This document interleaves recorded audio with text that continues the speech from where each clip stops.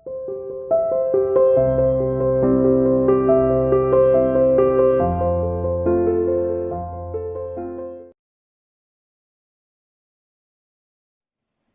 dear student, welcome to CA International School online classes. Dear plus 2 commerce class unit 9.2 capital structure हमने शुरू किया था। आज इसका हम टॉपिक डिस्कस करेंगे debt and equity share cost and risk, यानी कॉस्ट एंड रिस्क के बेस पर इसमें आज हम कंपैरिजन करेंगे। ठीक है कि कौन ज्यादा कॉस्टली है और कौन हमारे लिए रिस्की साबित होते हैं। वैसे ये टॉपिक आप डिस्कस कर चुके हैं, फैक्टर जो अफेक्टिंग हमने पढ़े थे फाइनेंसिंग डिसीजन में। ठीक है, उसी पर ही है, बहुत इजी है अगर जिसने पीछे वाला टॉपिक किया हो तो। चलिए स्टार्ट करते हैं। Debt and equity share cost and risk के बेस पर इनमें क्या अंतर है देखिए। The cost of debt is less than the equity share capital. आपको पता ही है डेट पर जो कॉस्ट आती है वो लेस है, डेट पर जो हम इंटरेस्ट देते हैं वो एक फिक्स रेट से देते हैं देन इक्विटी, और इक्विटी पर कोई रेट फिक्स ही नहीं है। जितना ज्यादा प्रॉफिट उनके पास उतना ज्यादा डिविडेंड चला जाता है। ठीक है, तो डेट जो है कम कॉस्टली होते हैं। ये टॉपिक हम डिस्कस भी कर चुके हैं किससे, इक्विटी शेयर कैपिटल से। तो कॉस्ट के बेस पर अभी आ गया डेट लेस कॉस्टली है और इक्विटी ज्यादा कॉस्टली है। क्यों? इक्विटी पर ज्यादा इंटरेस्ट, ज्यादा डिविडेंड देना पड़ता है और डेट पर क्या देना पड़ता है, इंटरेस्ट वो फिक्स रेट से दिया जाता है, चाहे प्रॉफिट कितना भी क्यों ना हो। It main reason investment made by lender is less risky. इसके अलावा मेन रीजन यहाँ ये भी है कि कॉस्ट इन पर कम इसलिए है, कम मनी इसलिए दी जा रही है क्योंकि लेंडर जो है, जो लेंडर्स ने मनी दी है बिजनेस में वो लेस रिस्की होती है। वो लेस क्या होती है, रिस्की होती है। रिस्की लेस क्यों होती है, रिस्क कम क्यों होता है। लेंडर्स यानी जो ये डेटर हैं, लेंडर जो कि ये डिवेंचर होल्डर हैं, उन्होंने अपनी मनी दी है तो उनके लिए बहुत रिस्की कम हो जाता है। ये डिवेंचर होल्डर के लिए, जो लेंडर है यानी जो उधार देने वाला है उसके लिए मनी देना बहुत लेस रिस्की होता है। जहां रिस्क कम तो सीधी सी बात है उसको प्रॉफिट भी कम मिलेगा। यही हमने सीखा है बिजनेस में, जितना रिस्क ज्यादा लोगे प्रॉफिट ज्यादा मिलेगा, रिस्क कम उठाओगे तो प्रॉफिट भी कम। तो ये डिवेंचर होल्डर जो है, डेट होल्डर है, ये जब मनी इन्वेस्ट करते हैं तो ये मनी इनके लिए इन्वेस्ट करना लेस रिस्की होता है क्योंकि प्रॉफिट हो या लॉस हो इन्हें इनका इंटरेस्ट मिलेगा, तो इनके लिए लेस रिस्की होता है। जब इतना लेस रिस्की है तो सीधी सी बात है कॉस्ट भी इनको क्या मिलेगी, कम, यानी इनको रिटर्न भी क्या मिलेगा, कम मिलेगा। तो दोनों ही यहाँ बातें बताई गई है। डेट पर कॉस्ट कम मिलती है, कम क्यों मिलती है, रीजन यहाँ बता दिया गया है क्योंकि ये जो अपना मनी इन्वेस्ट करते हैं ये बहुत लेस रिस्की होते हैं इनके लिए, क्योंकि लॉस हो गया तो भी इन्हें इंटरेस्ट मिलेगा। इसलिए जहां इतना फायदा यहाँ मिल रहा है तो यहाँ हम कैसे फायदा दे सकते हैं, यहाँ इनको लेस कॉस्ट मिलती है। इसके अलावा इक्विटी जो है ज्यादा कॉस्टली है। देखिए इसके बारे में, equity share more costly one even rate of dividend is not certain. मैं यही बता चुकी हूँ, इक्विटी शेयर कैपिटल जो है उन पर कोई डिविडेंड रेट फिक्स नहीं होती, इसलिए उन पर कॉस्ट ज्यादा आती है। अब कॉस्ट जब ज्यादा आती है, कॉस्ट यानी इन पर इनको ज्यादा अमाउंट मिलता है, तो आप कह सकते हो ज्यादा अमाउंट तब मिल रहा है। बिजनेस की वजह से सोचिए, ज्यादा प्रॉफिट तब मिलेगा जब ज्यादा रिस्क उठाओगे, तो यानी इन्होंने रिस्क उठाया है।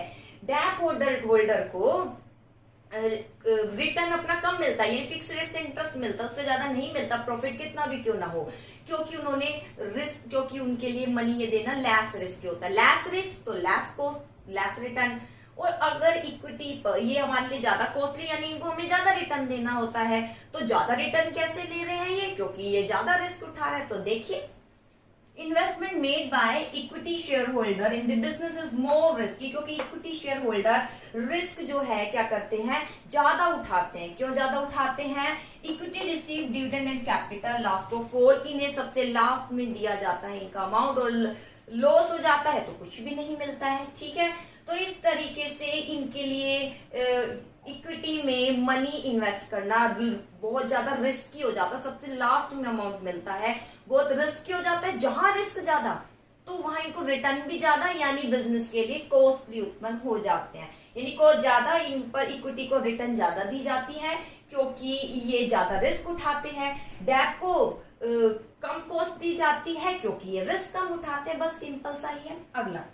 अगला दूसरे वे से देखिए, debt capital is more risky. अब यहाँ हमारे बेस पर बोला है, हमारे लिए बहुत रिस्की होती है डेट कैपिटल, जहां कम कॉस्टली है, जहां हमें रिटर्न में कम देना पड़ता है, वहीं ये हमारे लिए बहुत रिस्की है। क्यों रिस्की है ये आप पढ़ चुके हो।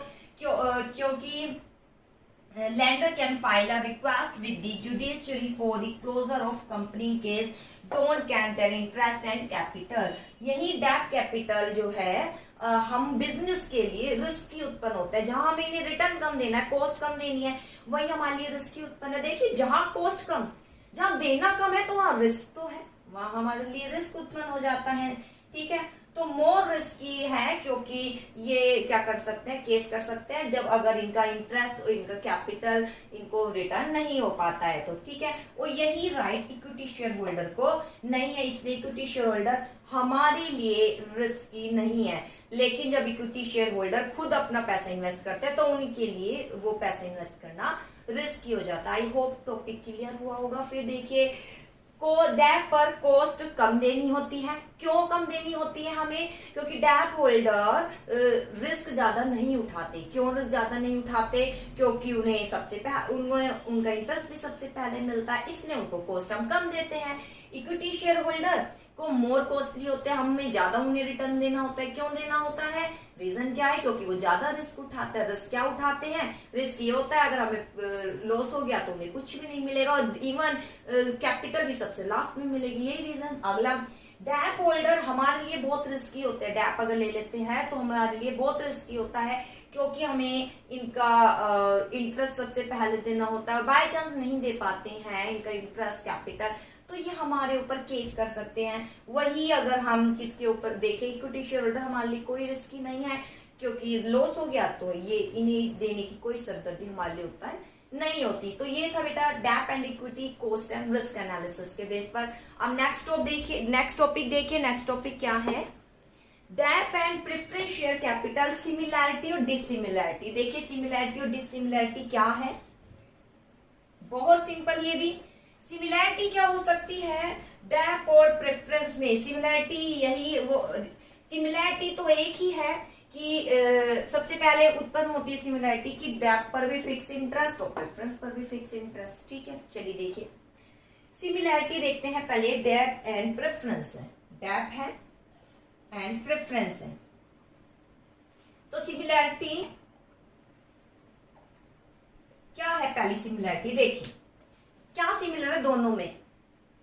सिमिलैरिटी है द कंपनी हैज टू पे अ डेफिनिट रेट ऑफ इंटरेस्ट। तो डेट पर एक डेफिनिट रेट ऑफ क्या दिया जाता है, इंटरेस्ट। वही प्रेफरेंस पर डेफिनिट रेट क्या दिया जाता है, डिविडेंड, यानी डिविडेंड की रेट फिक्स हो जाती है, यहाँ भी इंटरेस्ट की रेट फिक्स हो जाती है। यही इनमें क्या है, सिमिलैरिटी है। ठीक है, देखिए जैसे company has pay dividend rate of interest debt पर फिक्स रेट से दिया जाता है, प्रेफरेंस पर both the source capital of, ये फिक्स कॉस्ट कैपिटल कहलाई जाती है। वहीं अगर इक्विटी का देखें तो इक्विटी पर डिविडेंड सर्टेन नहीं होता है। ठीक है, इसके अलावा अगर हम देखें दोनों ही डेट और प्रेफरेंस, डेट एंड प्रेफरेंस किससे ज्यादा सस्ते होते हैं, इक्विटी से ज्यादा चीप होते हैं। अगर किससे कंपेयर करें तो इक्विटी से, ये इनमें सिमिलैरिटी है और कोई सिमिलैरिटी नहीं है। डेट और प्रेफरेंस सस्ते माने जाते हैं, ठीक है, किससे, अगर हम इक्विटी से कंपेयर करें तो, क्योंकि इन्हें फिक्स मिलता है। अगला, अब आती है डिसिमिलैरिटी। क्या है डिसिमिलैरिटी, सबसे पहले डेट सबसे पहले अपना इंटरेस्ट लेता है, प्रेफरेंस उसके बाद। सेकंड, डेट होल्डर क्या कर सकते हैं, अगर इंटरेस्ट पे नहीं किया जाता, कैपिटल जो इन्होंने इन्वेस्ट किया रिटर्न नहीं होती, तो ये केस कर सकते हैं। इनके पास ये नहीं है। देखें, a company has to make payment interest on debt capital whether it earn profit or make loss।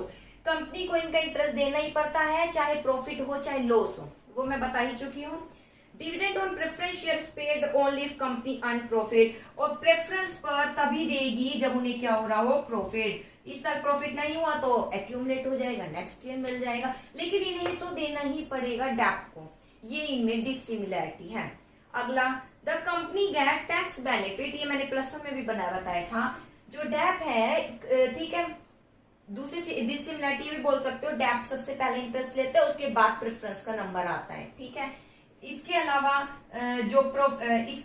जो डेट है अगर इनको पेमेंट हम नहीं, इनका जो पेमेंट नहीं कर पाते हैं तो ये केस कर सकते हैं प्रेफरेंस, ये इनको ये अधिकार नहीं है।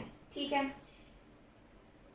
थर्ड, इसमें ज्यादा नहीं है, मैं बता रही हूँ, डैप को देना ही पड़ेगा इंटरेस्ट, चाहे प्रॉफिट और लॉस, और प्रेफरेंस पर आपको डिविडेंड तभी देंगे जब आप डिविडेंड तभी देंगे जब आपको क्या हो रहा हो, प्रॉफिट। अगला, यहाँ केवल दो है, मैंने कई बातें बताई है। पहली बात तो ये बताई है, डैप सबसे पहले लेते हैं interest, first of all interest लेते हैं, उसके बाद नंबर आता है प्रेफरेंस का। सेकेंड, डैप को इंटरेस्ट मिलेगा चाहे प्रॉफिट हो चाहे लॉस, लेकिन प्रेफरेंस को डिविडेंड तभी मिलेगा जब क्या हो, प्रॉफिट हो। ठीक है, ये दो अंतर। तीसरा अंतर है डिसिमिलैरिटी, जो अभी यहाँ बताई गई है कि टैक्स बेनिफिट मिलता है। जो डैप है, जब डैप पर हम क्या देते हैं, इंटरेस्ट देते हैं, तो वो इंटरेस्ट हमारे खर्चे माने जाते हैं। तो जितने ज्यादा खर्चे इंक्रीज होंगे, ठीक है, तो वहां हमें किसका बेनिफिट मिलेगा, टैक्स बेनिफिट। इसका हम आगे डिस्कस भी करेंगे। ठीक है, लेकिन प्लस में मैंने बताया था, डैप पर जो हम इंटरेस्ट देते हैं, इंटरेस्ट देने के बाद क्या इंटरेस्ट हमारे खर्चे माने जाते हैं। जितना ज्यादा खर्चा बढ़ेगा हमें टैक्स में रिलैक्सेशन का फायदा मिलेगा।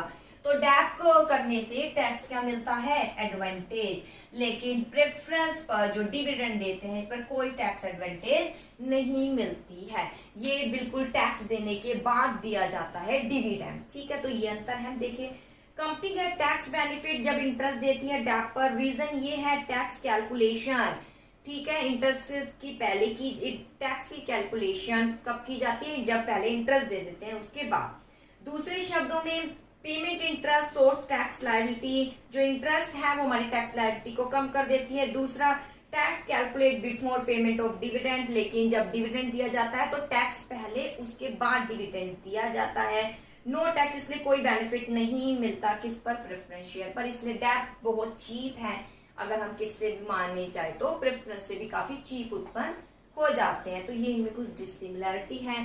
फिर डिसिमिलैरिटी, डैप को सबसे पहले इंटरेस्ट मिलता है, उसके बाद प्रेफरेंस का नंबर आता है।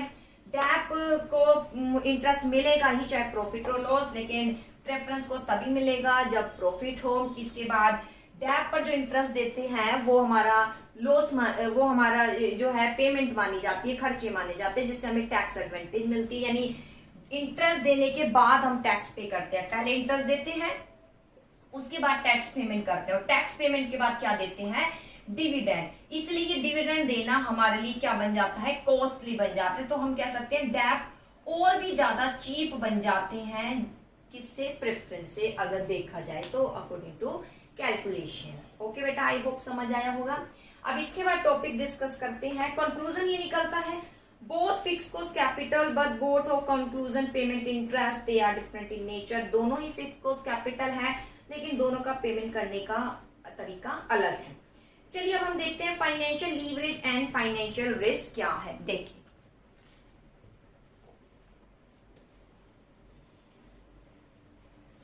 हाँ जी, फाइनेंशियल लीवरेज और फाइनेंशियल रिस्क क्या है। देखिए, इसके अंतर्गत शामिल है फाइनेंशियल लीवरेज, मैं यहां लिख देती हूं,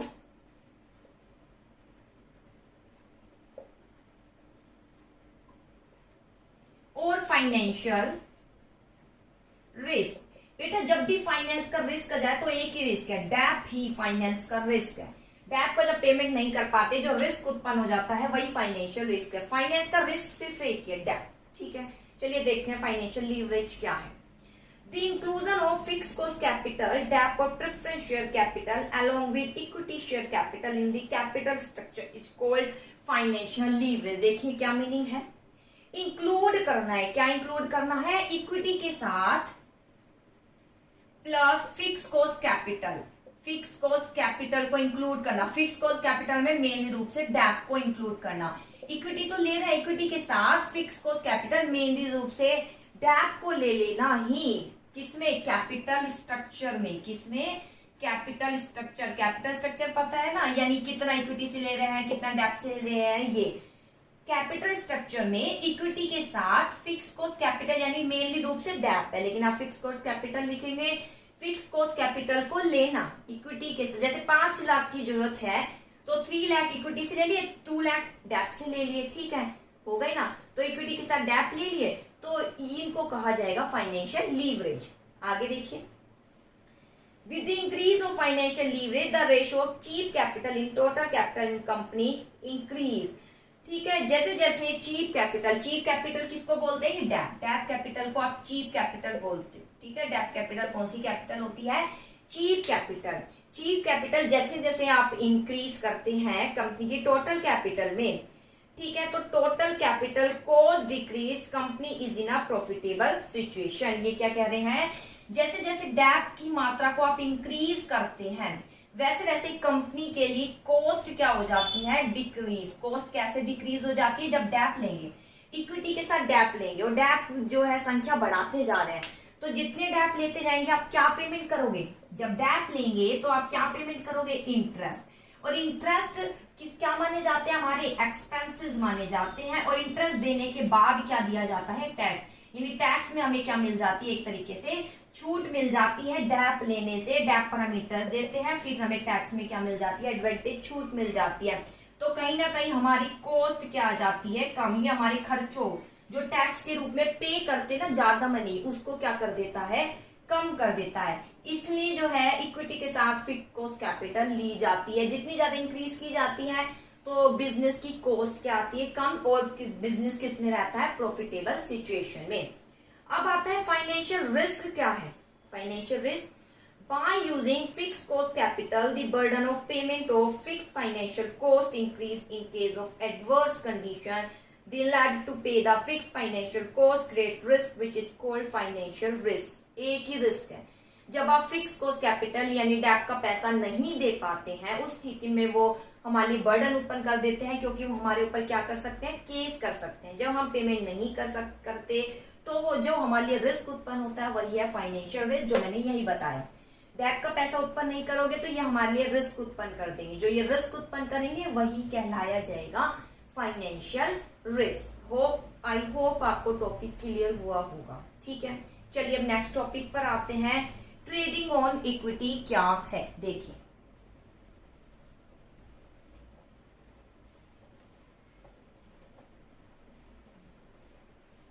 हाँ जी, ट्रेडिंग ऑन इक्विटी देखिए बेटा, ट्रेडिंग ऑन इक्विटी क्या है? First of all, trading on equity means to raise fixed cost capital. Trading on equity यानी इक्विटी पर ट्रेडिंग करनी है।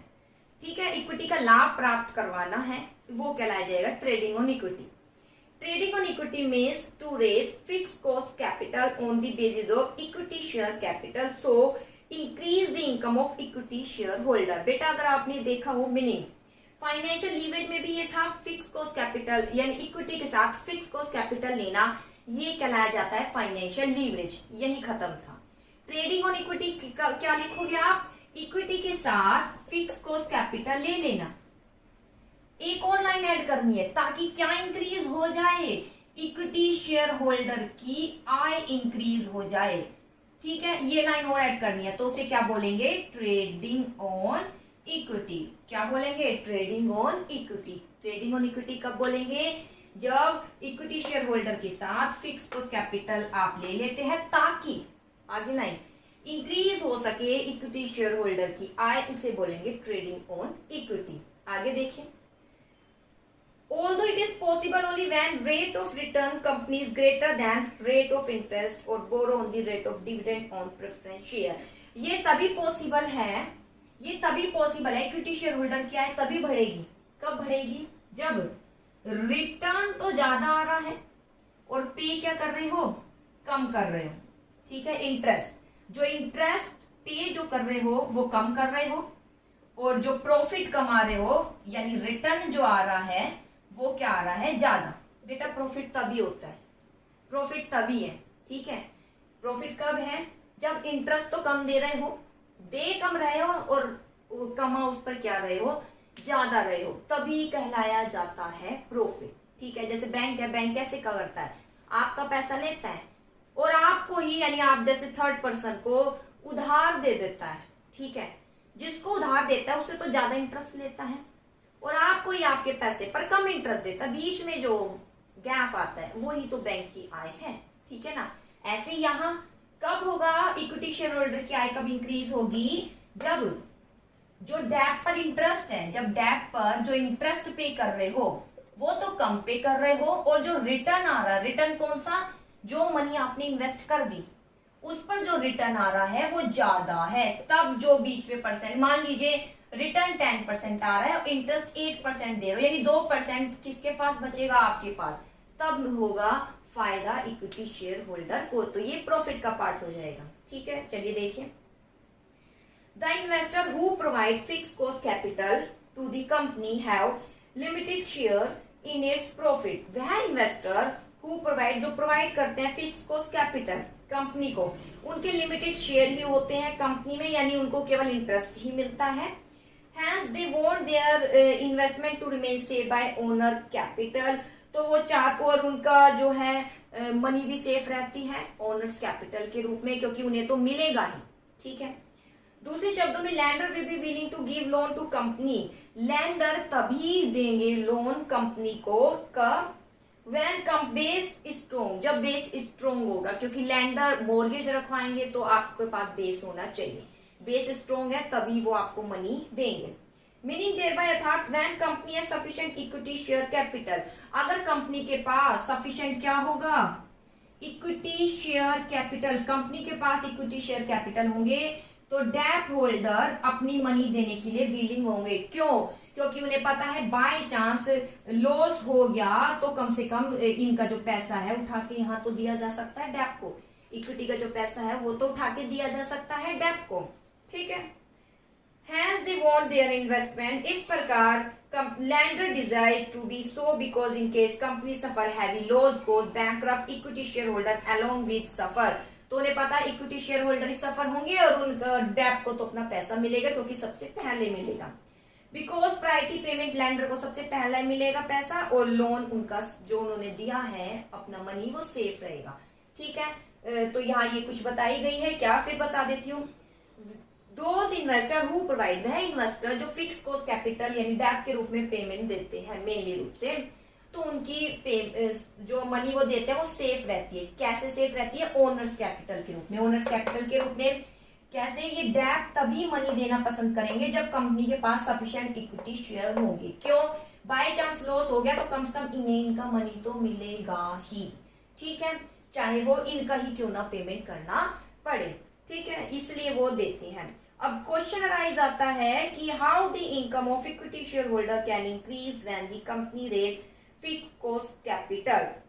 क्वेश्चन अराइज होता है किस तरीके से कंपनी जो है, कंपनी के इक्विटी शेयर होल्डर की आय इंक्रीज हो सकती है जब आप क्या लेते हैं, फिक्स कॉस्ट कैपिटल जब आप लेते हैं, तो किस तरीके से कंपनी की आय इंक्रीज होती है। क्वेश्चन ये अराइज हो जाता है। ठीक है बेटा, तो क्वेश्चन है किस तरीके से, how income of equity share holder, income equity share holder की आय कैसे इंक्रीज होगी जब आप फिक्स कॉस्ट कैपिटल लेते हैं। जब आप क्या लेते हैं, फिक्स कॉस्ट कैपिटल लेते हैं, तो किस तरीके से आय इंक्रीज होगी, इसका टॉपिक हम डिस्कस करेंगे नेक्स्ट वीडियो में। आई होप यहाँ तक आप अच्छे से करें।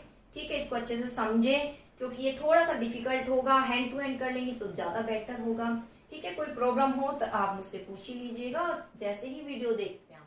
ओके।